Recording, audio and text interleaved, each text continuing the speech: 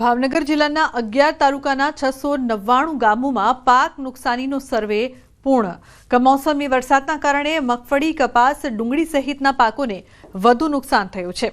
તમામ તાલુકામાં ગ્રામ સેવક, તલાટી કમ મંત્રી અને અન્ય વર્ગ 3ના કર્મચારીઓની ટીમ બનાવીને સ્થળ પર પાક નુકસાનના સર્વેની કામગીરી હાથ ધરવામાં આવી હતી।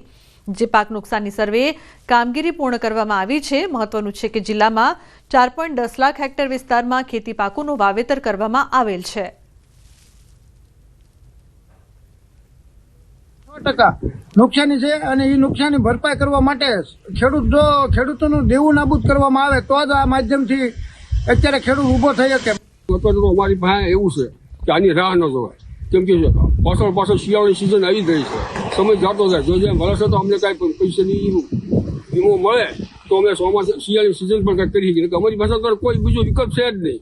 ટીમો દ્વારા ભાવનગરના 10 અને 1 સિટી એમ 11 તાલુકામાં સમાવેશ 699 એમ તમામ ગામોમાં સર્વેની કામગીરી પૂર્ણ કરી દેવામાં આવી છે।